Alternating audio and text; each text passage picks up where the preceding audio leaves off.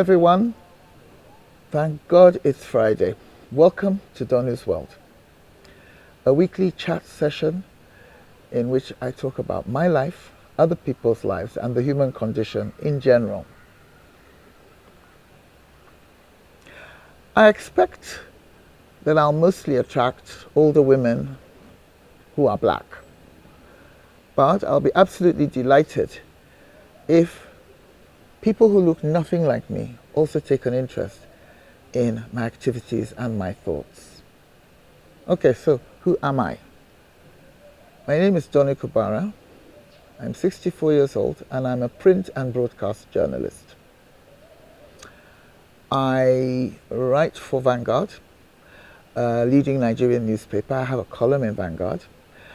And I also contribute regularly to the Africa Report, a publication that's based in Paris, published in English, and distributed globally.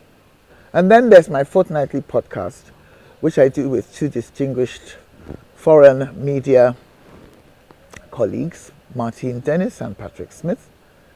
Then once in a while, I'm invited to participate in special projects such as a volume of writings by African women and black women in the diaspora.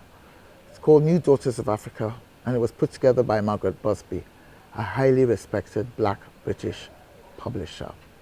I grew up in the UK, where I worked for various publications and for the British Broadcasting Corporation, commonly known as the BBC. Nearly 25 years ago, I moved to Abuja, the capital of Nigeria, with my English husband Dominic and our son Oliver, who was 4 years old at the time.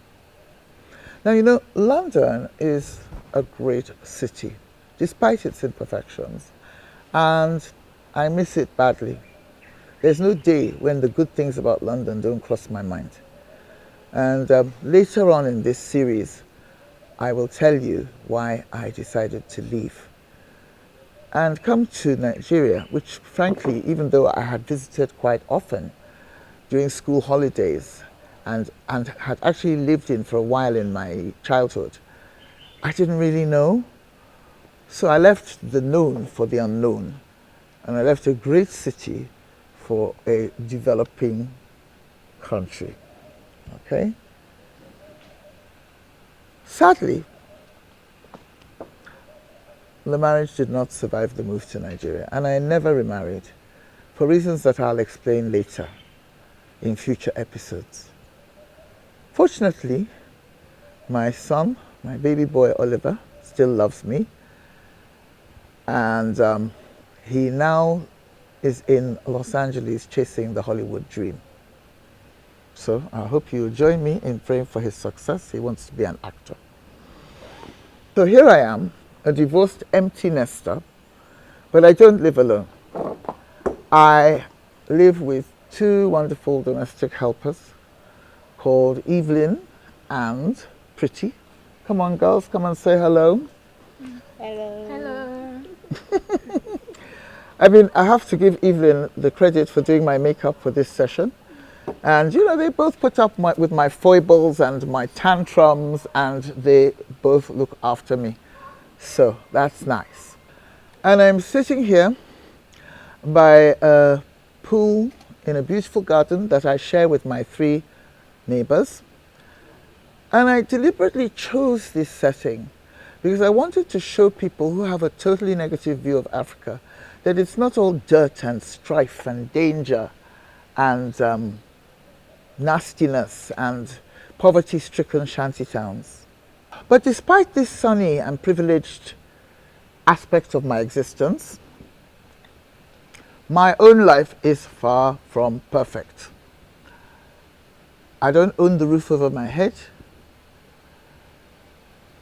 I am pretty broke and depressed a lot of the time, and in fact at the moment I am not feeling great.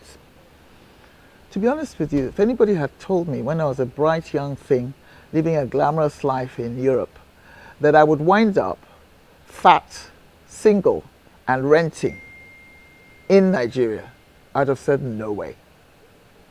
But it is what it is. Here we are. Still, I'm luckier than most in the world, never mind in a developing country like this. And I'm acutely aware of the fact that ordinary Nigerians have been suffering for decades thanks to the uselessness of the leaders we've had. Well, let me not say all, most of the leaders we've had since we gained independence from the British colonial government in 1960.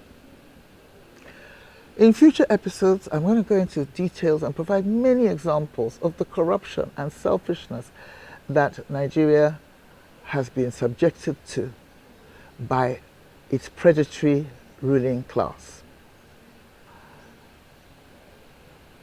It honestly, it beggars imagination that a country that could have been great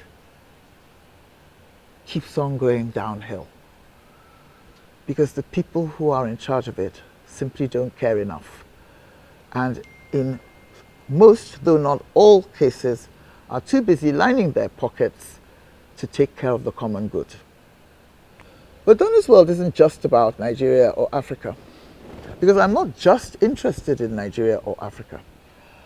I travel when I can afford to, and I read and watch all kinds of stuff that has absolutely nothing to do with Nigeria or Africa.